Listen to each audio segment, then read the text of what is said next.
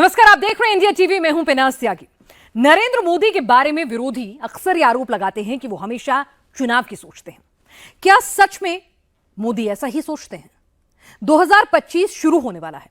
2025 में दिल्ली में चुनाव होंगे, बिहार में इलेक्शन होगा। नरेंद्र मोदी का अपना प्रधानमंत्री वाला चुनाव 2029 में जाकर होगा। लेकिन मोदी ने आज एक ऐसी योजना बनाई जो पूरी 2033 में जाकर होगी। मोदी 2024 में ही 2033 की बातें क्यों सोच रहे हैं? मोदी के मंत्री ने मंच से क्यों कहा कि यह करना बहुत जरूरी है? क्योंकि अगर तीसरा विश्व युद्ध होता है तो भारत इस तरकीब से बच निकल सकता है।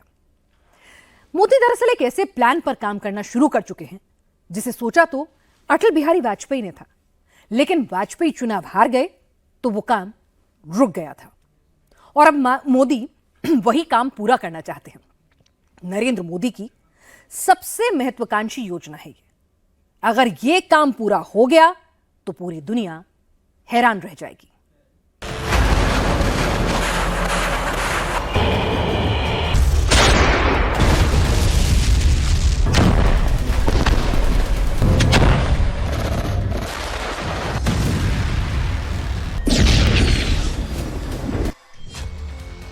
क्या दुनिया में तीसरा विश्व युद्ध होने वाला है?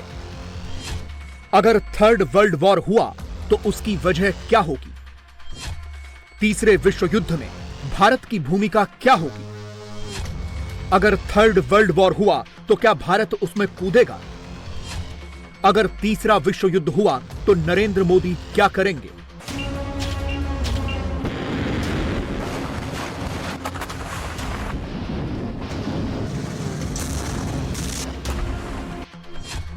कहा जाता है कि बड़े साम्राज्यों की महत्वाकांक्षा के कारण पहला विश्व युद्ध हुआ। दूसरे विश्व युद्ध की वजह हिटलर और नाजी जर्मनी के आक्रामक विस्तार को माना जाता है। अब सवाल है कि तीसरे विश्व युद्ध की वजह क्या हो सकती है?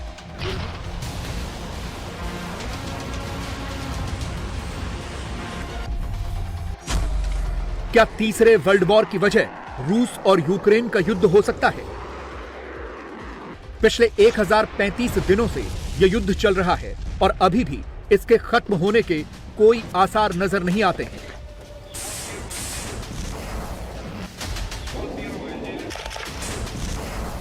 बहुत से एक्सपर्ट को लगता है कि जिस तरह से इस युद्ध की वजह से दुनिया दो हिस्सों में बटी हुई है, वो थर्ड वर्ल्ड वॉर का आगाज हो सकता है।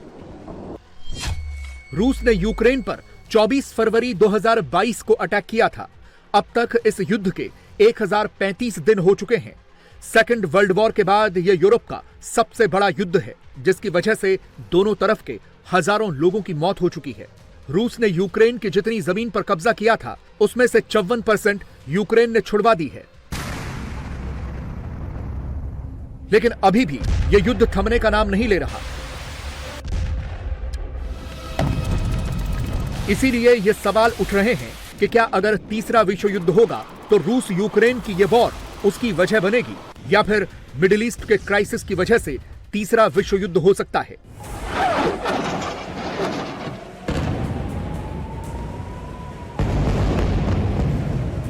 पिछले साल 7 अक्टूबर को इजराइल पर गाजा से हमास के आतंकवादियों के हमले के बाद यह युद्ध शुरू हुआ।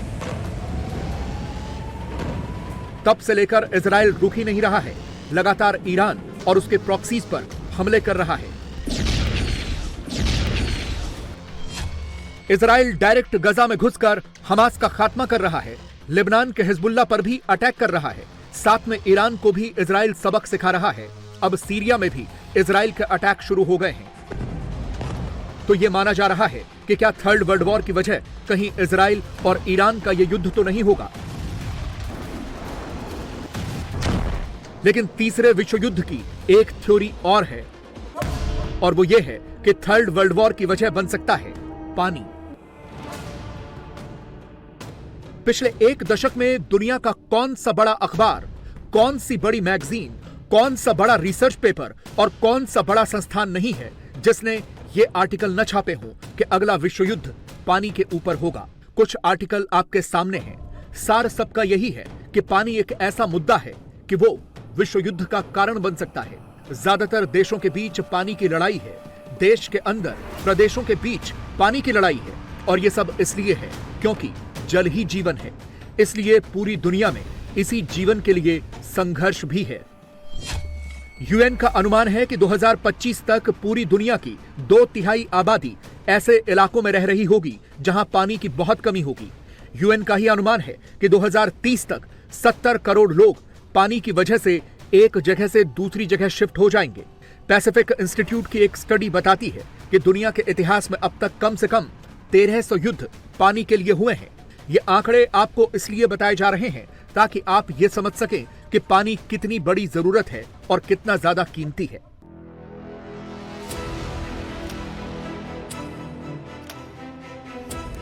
और जब दुनिया में पानी की इतनी किल्लत है तो दुनिया की सबसे ज्यादा आबादी वाला देश इससे अछूता कैसे रह सकता है?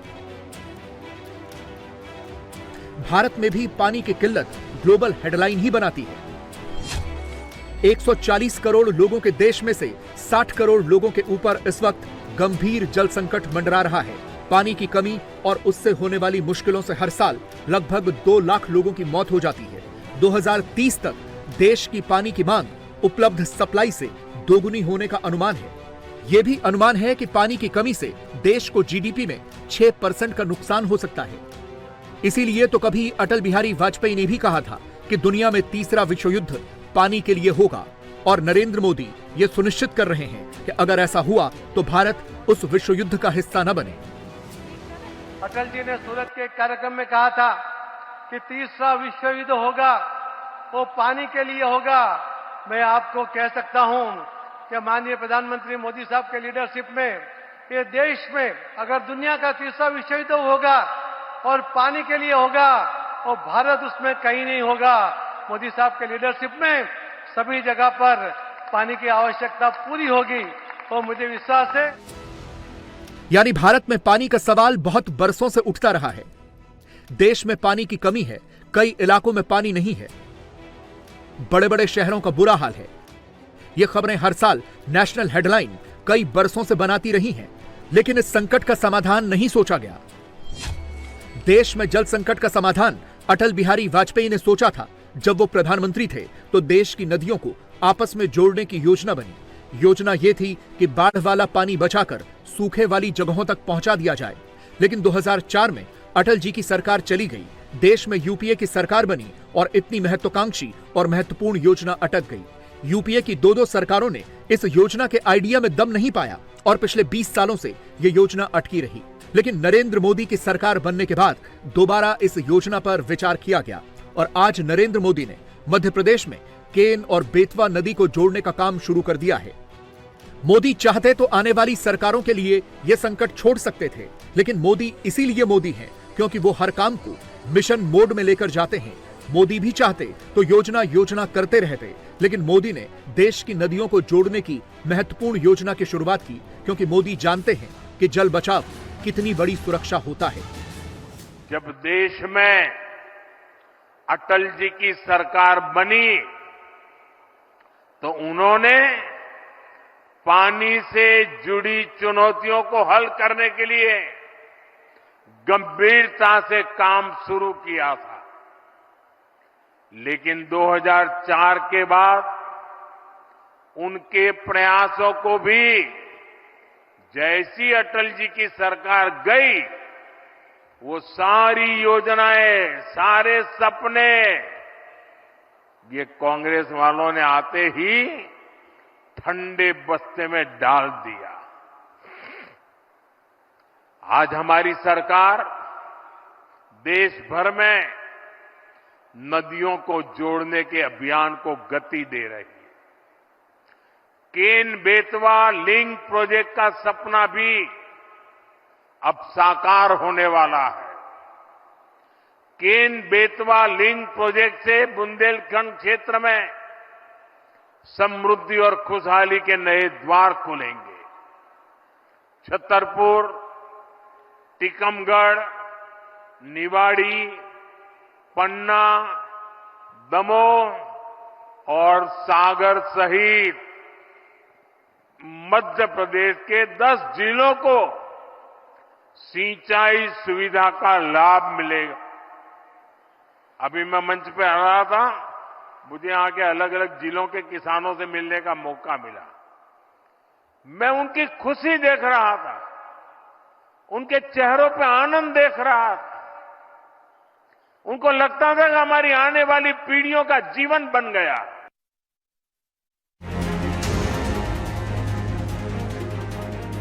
ये योजना पूरे भारत की तकदीर बदल सकती है। भारत के कई राज्य, शहर और कस्बे जल संकट से जूझ रहे हैं। ऐसे में अगर देश की नदियों को आपस में जोड़ने का फॉर्मूला मिल गया तो सूखे और बाढ़ दोनों परिस्थितियों से निपटा जा सकता है। भारत में दोनों ही समस्याएं हैं। बरसात के सीजन में बाढ़ भी भयंकर आती है और गर्मी में सूखा भी ऐसे पड़ता है कि अकाल जैसे हालात हो जाते हैं। इसीलिए बहुत ध्यान से अब यह देखिएगा कि यह योजना कितनी महत्वपूर्ण होने जा रही है। और इस योजना के लिए मोदी ने चुना भी उस बुंदेलखंड को है जो जल संकट में देश में हमेशा टॉप करता है। योजना यही है कि जिन नदियों में ज्यादा पानी है उन्हें सूखाग्रस्त क्षेत्रों तक पहुंचाया जा सके। ये पूरे देश भर की नदियों को जोड़ने का संकल्प है जिसकी शुरुआत आज हो गई है। सबसे पहले ये देखिए कि यह काम होगा कैसे। मध्य प्रदेश के छतरपुर जिले के पन्ना टाइगर रिजर्व के दौधन गांव के पास 77 मीटर ऊंचा और 2.1 किलोमीटर लंबा बांध बनेगा, जिसमें 2853 मिलियन घन मीटर पानी भरेगा। इससे केन नदी का अतिरिक्त पानी 221 किलोमीटर लंबी केन बेतवा लिंक कैनाल के माध्यम से बेतवा नदी में छोड़ा जाएगा। लिंक के रास्ते में केन कछार और बेतवा कछार के न सिर्फ कुल 8.11 लाख हेक्टेयर क्षेत्र में सिंचाई की सुविधा होगी, बल्कि 2000 गांवों और 44 लाख की आबादी को पेयजल भी मिलेगा। और 103 मेगावाट की जल विद्युत और 27 मेगावाट की सौर ऊर्जा का उत्पादन भी होगा। मध्य प्रदेश की 44 लाख तो यूपी की 21 लाख की आबादी को पेयजल की सुविधा मिलेगी, यानी दोनों राज्यों के 65 लाख लोगों की आबादी को इस योजना का फायदा मिलने जा रहा है। यूपी में 2.51 लाख हेक्टेयर क्षेत्र में सिंचाई की जा सकेगी। इस योजना से मध्य प्रदेश के 10 जिलों और उत्तर प्रदेश के 4 जिलों को फायदा होगा। 21वीं सदी में वही देश आगे बढ़ पाएगा, वही क्षेत्र आगे बढ़ पाएगा जिसके पास पर्याप्त जल होगा और उचित जल प्रबंधन होगा। पानी होगा तभी खेत खलिहान खुशखुशाल होंगे, पानी होगा तभी उद्योग धंधे फलेंगे फूलेंगे। और मैं तो उस गुजरात से आता हूं जहां के ज्यादातर हिस्सों में साल में ज्यादातर समय सूखा ही पड़ता था, लेकिन मध्य प्रदेश से निकली मां नर्मदा के आशीर्वाद ने गुजरात का भाग्य बदल दिया। एमपी के भी सूखा प्रभावित इलाकों को पानी के संकट से मुक्त करना मैं अपना दायित्व समझता हूं। इसलिए मैंने बुंदेलखंड की बहनों से, यहां के किसानों से वादा किया था कि आपकी मुश्किलें कम करने के लिए मैं पूरी ईमानदारी से काम करूंगा। इसी सोच के तहत बुंदेलखंड में पानी से जुड़ी करीब 45,000 करोड़ रुपए की योजना हमने बनाई थी। हमने मध्य प्रदेश और उत्तर प्रदेश की भाजपा सरकारों को निरंतर प्रोत्साहित किया। और बड़ी बात यह है कि अभी तो ये सिर्फ शुरुआत है। आने वाले समय में मोदी पूरे देश भर में जल संकट को सुलझाने की कोशिश करेंगे और योजनाएं बनाएंगे। इसीलिए तो ये सवाल उठ रहे हैं मॉडल में प्रवाहित करते हुए कि क्या नरेंद्र मोदी 2029 और 2034 का चुनाव पानी से ही जीतेंगे? क्या पानी का महाअभियान नरेंद्र मोदी के लिए चुनाव जीतने का बड़ा संकल्प बनेगा? क्या मोदी देश को ये दिखाना चाहते हैं कि पानी से चुनाव कैसे जीते जा सकते हैं? मोदी की इस योजना को समझने से पहले आप ये जानिए कि कैसे देश के अलग अलग राज्य पानी को लेकर झगड़ रहे हैं। पानी का झगड़ा कई राज्यों के बीच में चल रहा है। कर्नाटक और तमिलनाडु के बीच कावेरी जल विवाद इसमें सबसे बड़ा है। दोनों के बीच अक्सर ठनी रहती है। नर्मदा के पानी के बंटवारे को लेकर गुजरात और मध्य प्रदेश के बीच विवाद है। दोनों राज्य ज्यादा से ज्यादा पानी चाहते हैं। यमुना नदी के जल बंटवारे से संबंधित विवाद काफी पुराना है। इससे देश के 5 राज्य हरियाणा, उत्तर प्रदेश, राजस्थान, दिल्ली और हिमाचल प्रदेश जुड़े हैं। सोन नदी जल विवाद 3 राज्यों बिहार, उत्तर प्रदेश और मध्य प्रदेश के बीच है। आंध्र प्रदेश और कर्नाटक के बीच कृष्णा नदी जल विवाद भी है।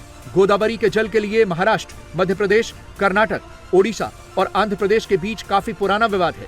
सतलुज, रावी और व्यास नदियों के जल बंटवारे का विवाद पंजाब और हरियाणा के बीच रहा है।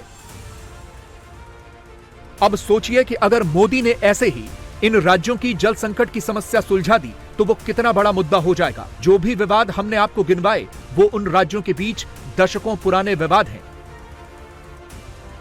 कई वाटर कमीशन बने हैं, कई ट्रिब्यूनल बने हैं, लेकिन विवाद सुलझे नहीं हैं और ज्यादा उलझ गए हैं।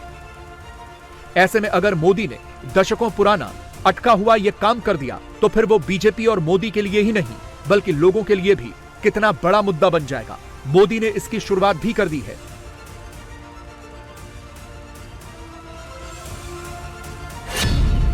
राजस्थान और मध्य प्रदेश के बीच 20 साल से एक जल विवाद चला आ रहा है, लेकिन अब यह विवाद सुलझने की कगार पर पहुंच गया है।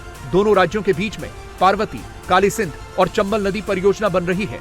ये परियोजना भी देश भर में चल रही नदी जोड़ो अभियान के तहत ही बन रही है। यह इसलिए संभव हुआ क्योंकि राजस्थान और मध्य प्रदेश दोनों ही प्रदेशों में बीजेपी की सरकार है।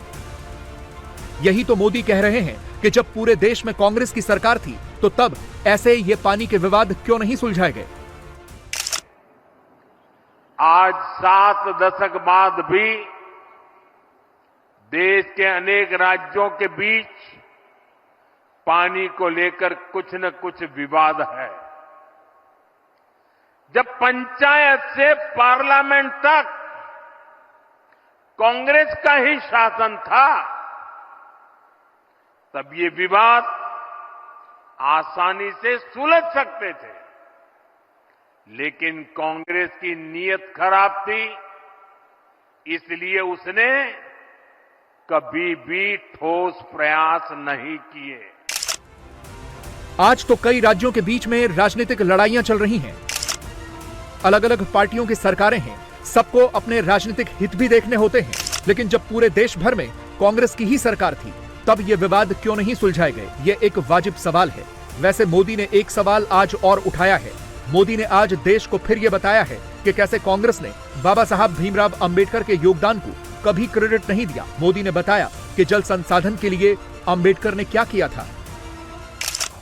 जो सच्चाई है उसको दबा के रखा गया, उसे छिपा करके रखा गया और एक ही व्यक्ति को क्रेडिट देने के नशे में सच्चे सेवक को भुला दिया गया।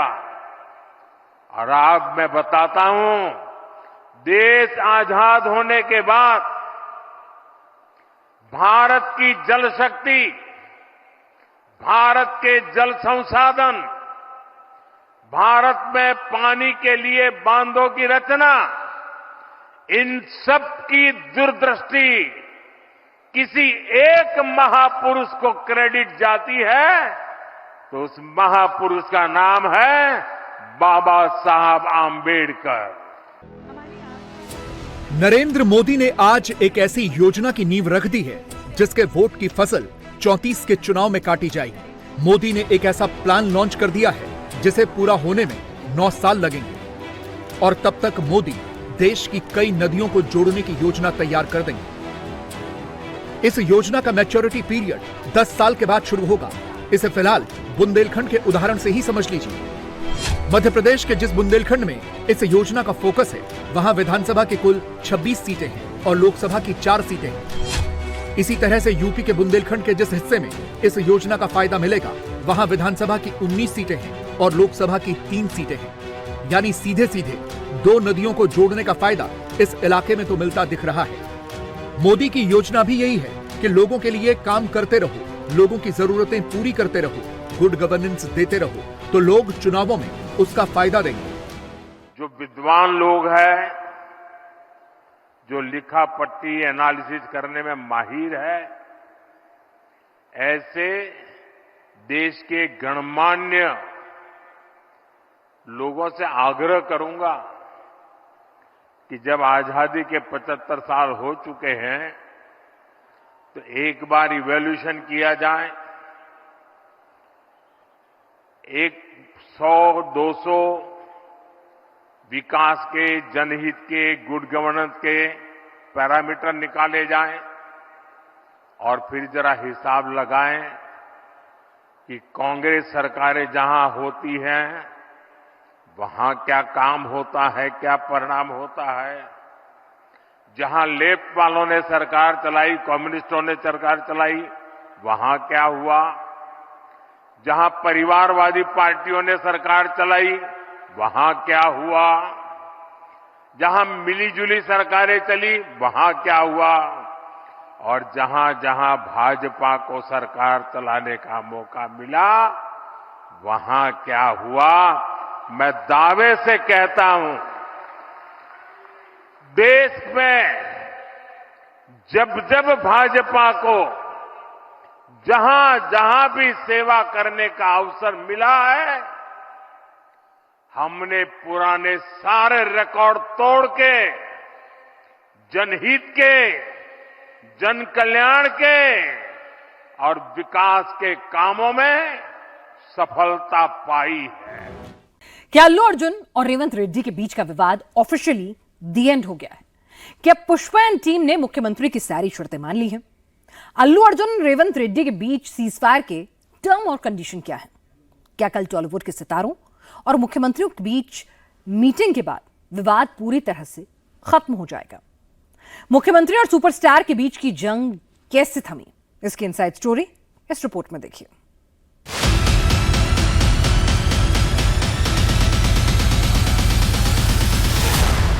क्या अल्लू अर्जुन के संध्या थिएटर में पहुंचने से पहले ही भगदड़ मच चुकी थी? क्या अल्लू अर्जुन के आने से पहले ही रेवती की तबीयत बिगड़ गई थी? क्या भगदड़ की खबर मिलने के बावजूद अल्लू अर्जुन थिएटर से बाहर नहीं निकले? 4 दिसंबर को हैदराबाद के संध्या थिएटर में क्या हुआ था, इसके 3 वर्जन हैं। एक वर्जन हैदराबाद पुलिस का है, दूसरा वर्जन अल्लू अर्जुन का है और तीसरा वर्जन सोशल मीडिया पर ट्रेंड कर रहा है। हैदराबाद पुलिस की तरफ से जो सीसीटीवी फुटेज जारी किया गया, उसमें अल्लू अर्जुन के संध्या थिएटर में पहुंचने का समय है 9:28 से 9:34। इसी फुटेज में भगदड़ के दौरान घायल रेवती का भी वीडियो है, लेकिन उसमें कोई टाइम मेंशन नहीं है।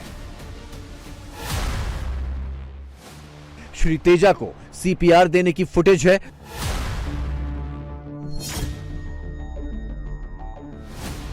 और रात 12:05 पर अल्लू अर्जुन संध्या थिएटर से बाहर निकलते दिखाई दे रहे हैं। हैदराबाद पुलिस का आरोप है कि भगदड़ की जानकारी मिलने के बावजूद अल्लू अर्जुन थिएटर से नहीं निकले, लेकिन अल्लू अर्जुन ने इसे गलत बताया। अल्लू अर्जुन के मुताबिक उन्हें अपने स्टाफ से भगदड़ की जानकारी मिली थी। हैदराबाद पुलिस के दिए फुटेज के अलावा एक और सीसीटीवी फुटेज सोशल मीडिया पर वायरल हो रहा है। दावा किया जा रहा है कि अल्लू अर्जुन के संध्या थिएटर पहुंचने के पहले ही भगदड़ मच चुकी थी, रेवती घायल हो चुकी थी। सोशल मीडिया पर ट्रेंड कर रहे अब इस सीसीटीवी फुटेज को भी देखिए। वीडियो में जो टाइम दिख रहा है उस पर ध्यान दीजिए। इसे 4 दिसंबर रात 8:48 का फुटेज बताया जा रहा है।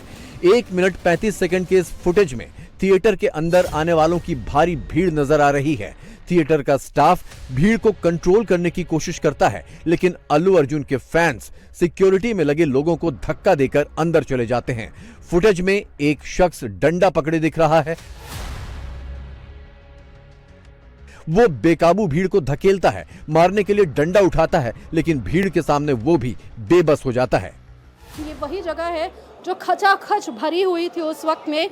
ये जो लोग यहाँ पर थे वो सिर्फ थिएटर या फिर जो उनके पास टिकट थे वो नहीं, बल्कि सभी लोग यहाँ पर आ गए थे। अल्लू अर्जुन के फैंस जो है, जिनके पास टिकट्स नहीं थी, वो भी यहाँ तक पहुँच गए थे। और जिस तरीके से हम देख सकते हैं कि लोअर बालकनी ये एंट्रेंस है, अपर बालकनी का एंट्रेंस है, ये लोअर बालकनी का एंट्रेंस है, और इसके अंदर ही जो है भगदड़ वाले जो दृश्य है वो सामने आए थे। जिसके बाद अल्लू अर्जुन को पुलिस की तरफ से कहा गया कि अल्लू अर्जुन को बताया गया था कि वो जल्द से जल्द यहाँ से निकले क्योंकि बेकाबू हालात हो रहे हैं, लेकिन उसके बावजूद जो है अल्लू अर्जुन नहीं गए थे यहाँ से। जबकि अल्लू अर्जुन का ये कहना है कि कोई भी उनके पास नहीं गया था, और उस वक्त जब ये हादसा हुआ था उनको उनके लोगों के जरिए पता चला कि बाहर बेकाबू हो रही है। अगला वीडियो भी कैमरा 3 का ही है, लेकिन इस वीडियो में समय 9:16 हो रहा है। इस फुटेज में कुछ लोग थिएटर से बाहर निकलते दिख रहे हैं। इसी वीडियो में घायल रेवती भी नजर आती हैं, जिन्हें कुछ लोग उठाकर बाहर ले जाते हैं। इसी वीडियो को लेकर सोशल मीडिया पर हैदराबाद पुलिस के एक्शन को लेकर सवाल उठ रहे हैं, क्योंकि हैदराबाद पुलिस के मुताबिक अल्लू अर्जुन के संध्या थिएटर पहुंचने का समय 9:28 से 9:34 के बीच था। सोशल मीडिया पर जो वीडियो है वो लगभग वैसा ही है जैसा कि हैदराबाद पुलिस ने जारी किया है। अंतर सिर्फ इतना है कि हैदराबाद पुलिस के वीडियो में सीसीटीवी फुटेज की टाइमिंग नहीं दिख रही, लेकिन वायरल वीडियो में टाइम के साथ डेट भी मेंशन है। हैदराबाद पुलिस की तरफ से वायरल वीडियो को गलत बताया जा रहा है। पुलिस ने एक्स पर गलत वीडियो सर्कुलेट कराने वालों को अल्टीमेटम भी दिया है। हैदराबाद पुलिस ने लिखा है कि संध्या थिएटर भगदड़ की घटना के बारे में सोशल मीडिया पर गलत जानकारी और भ्रामक वीडियो पोस्ट करने पर कड़ी कार्रवाई की जाएगी। ऐसा लग रहा है जैसे अल्लू अर्जुन के आने से पहले ही भगदड़ मच गई हो। हमारी जानकारी है कि कुछ गलत वीडियो पोस्ट किए गए हैं, जबकि जांच के बाद पुलिस पहले ही एक वीडियो जारी कर चुकी है। पुलिस की जांच पर जो भी सवाल उठाएगा और गलत प्रचार करेगा, उसके खिलाफ कानून के मुताबिक कार्रवाई की जाएगी। पुलिस का दावा है कि उसकी जांच राइट डायरेक्शन में जा रही है, तो अल्लू अर्जुन के फैंस मानते हैं कि रेवंत रेड्डी उनसे पर्सनल रिवेंज ले रहे हैं। ऐसे में सवाल है कि तेलंगाना के सुपरस्टार अभिनेता और राज्य के सबसे बड़े राजनेता के बीच क्या वाकई विवाद चल रहा है, और अगर कोई विवाद है भी तो उसके पीछे की वजह क्या है। जब रेवंत रेड्डी बता चुके हैं कि उनका अल्लू अर्जुन के साथ पारिवारिक संबंध है, दोनों के बीच जान पहचान स्कूल के दिनों से है। तेलुगु फिल्म इंडस्ट्रीज के सोर्सेज का यह कहना है कि तेलंगाना के मुख्यमंत्री रेवंत रेड्डी और फिल्म स्टार अल्लू अर्जुन के बीच ईगो की लड़ाई काफ़ी पुरानी है। पहले केसीआर और केटीआर का तेलुगु फिल्म इंडस्ट्री पे दबदबा माना जाता था। रेवंत रेड्डी जब पीसीसी चीफ बने तो उन्होंने फिल्म के सबसे बड़े सुपरस्टार वहाँ के अल्लू अर्जुन से मिलने के लिए कुछ कॉमन फ्रेंड्स के मार्फत संदेश भिजवाया, लेकिन बताया जाता है कि अल्लू अर्जुन ने मिलने में कोई इच्छा नहीं जताई। बाद में रेवंत रेड्डी मुख्यमंत्री बने। जब पुष्पा 2 के रिलीज़ की बारी आई तो फिल्म के प्रोड्यूसर की एक ख्वाहिश थी कि टिकटों के बढ़े हुए दर के मामले में अल्लू अर्जुन मुख्यमंत्री रेड्डी से बात करें। अल्लू अर्जुन ने इनकार कर दिया। इसके अलावा फिल्म के प्रीमियर को लेकर भी अल्लू अर्जुन ने ये इच्छा नहीं जताई कि मुख्यमंत्री को बुलाया जाए। बताया ये भी जाता है कि एक बार ऐसा हुआ कि दिल्ली में दोनों ही एक समय में मौजूद थे, यानी कि मुख्यमंत्री रेवंत रेड्डी और अल्लू अर्जुन दोनों दिल्ली में थे। मुख्यमंत्री के दफ्तर के लोगों ने फिर से एक बार कोशिश की अल्लू अर्जुन से मुलाकात कराने की, लेकिन तब भी नहीं हुआ। बताया ये भी जाता है कि रेवंत रेड्डी की पत्नी और अल्लू अर्जुन की पत्नी दोनों बहुत अच्छी दोस्त हैं, शायद एक ही गांव की भी हैं। ऐसे में उन दोनों की तरफ से भी ये कोशिशें परवान चढ़ी, लेकिन मुलाकात तब भी नहीं हुई। बात आई मुख्यमंत्री के जन्मदिन पर बधाई देने की, तभी अल्लू अर्जुन ने किसी भी सोशल मीडिया प्लेटफॉर्म पर मुख्यमंत्री को बधाई नहीं दिया, जबकि आमतौर पे ऐसी चीज़ें कर दी जाती हैं। एक बार जब धन्यवाद देने की बारी आई टिकटों के प्राइसिंग को लेके, तो अल्लू अर्जुन ने लगभग मुख्यमंत्री के नाम को भुला ही दिया था। अब जब इतनी सारी चीज़ें हुई हों तो समझा जा सकता है कि मुख्यमंत्री रेवंत रेड्डी के भीतर भी ईगो कैसा आग का रूप अख्तियार कर चुका होगा, और मामला जब दिखा कि अल्लू अर्जुन फंस रहे हैं तो समझा जा सकता है कि शायद मुख्यमंत्री ने भी उसमें अपना स्कोर सेटल करने की कोशिश कर ली हो।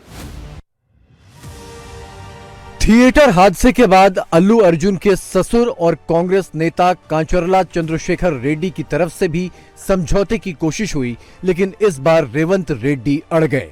हालांकि अब धीरे धीरे पैचअप की कोशिशें अंजाम तक पहुंचती दिखाई देने लगी हैं और इसमें सबसे बड़ा रोल निभाया है रेवंत रेड्डी और अल्लू अर्जुन की पत्नियों ने।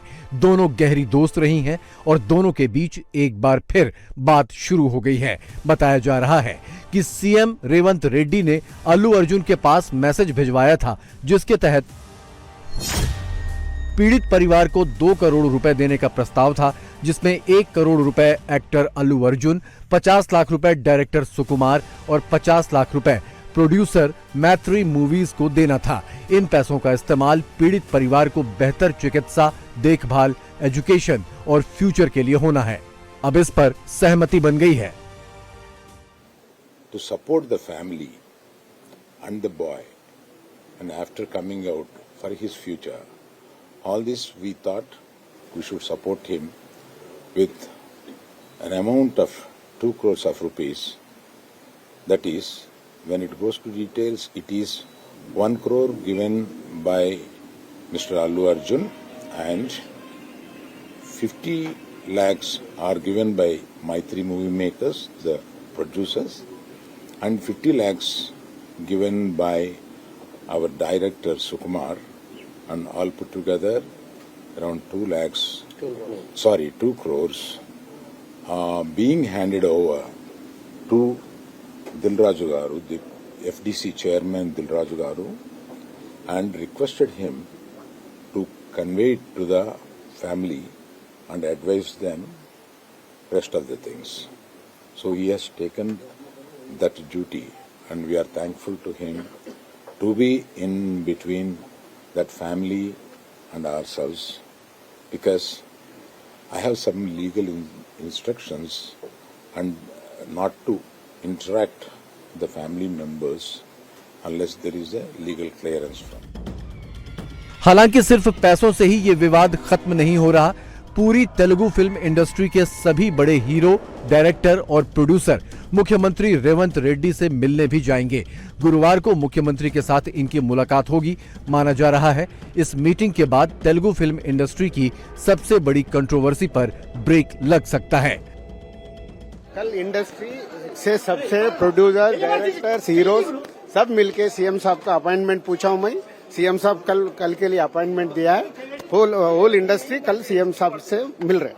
सर, क्या डिस्कशन रहेगा? What would be the discussion and who all will be the meeting? Yeah, I am Film Development Corporation Chairman.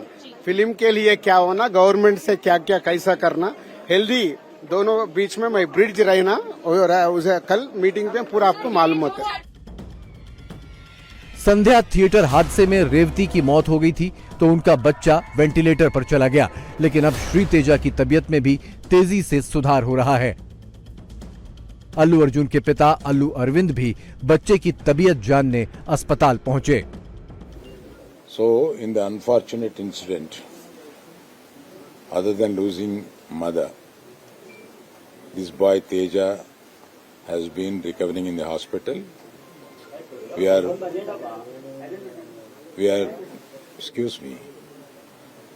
very much pleased to know after reaching hospital and speaking to doctors that the boy Teja is recovering, and all the days he has been on ventilator, and ventilator is also being removed and he is breathing himself, and doctors are very positive about his recovery. Allu Arjun और रेवंत रेड्डी में समझौते की खबर के बीच एक गाने को लेकर विवाद शुरू हो गया है। 24 दिसंबर को अल्लू अर्जुन पूछताछ में शामिल होने चिक्कड़पल्ली पुलिस स्टेशन पहुंचे थे। इसी के ठीक 2 घंटे बाद पुष्पा द रूल का एक नया गाना रिलीज किया गया, जिसका हिंदी मतलब था कि अगर तुम मुझे पकड़ सकते हो तो पकड़ लो। हालांकि कुछ घंटे बाद ही इस गाने को हटा लिया गया, लेकिन इतनी देर में यह गाना वायरल हो गया, सोशल मीडिया पर ट्रेंड करने लगा। ये पूरा गाना अल्लू अर्जुन की आवाज में था, जिसमें वो पुष्पा के किरदार भंवर सिंह शेखावत का मजाक उड़ाते दिख रहे थे। इस गाने के आखिरी बोल थे कि अगर मैं पकड़ा गया तो वापस जंगल की तरफ लौट जाऊंगा। पुष्पा 2 को लेकर चाहे जितने विवाद हो, लेकिन बॉक्स ऑफिस पर यह फिल्म हर दिन एक नया रिकॉर्ड बना रही है। पुष्पा 2 हिंदी में 700 करोड़ रुपए कमाने वाली पहली फिल्म बन गई है। इस फिल्म ने भारत में कुल मिलाकर अब तक 1090 करोड़ से ज्यादा की कमाई कर ली है। सिर्फ हिंदी में फिल्म की कमाई 701.65 करोड़ हो चुकी है। वहीं वर्ल्ड वाइड कलेक्शन की बात करें तो ये फिल्म करीब 1547.4 करोड़ के आसपास की कमाई कर चुकी है।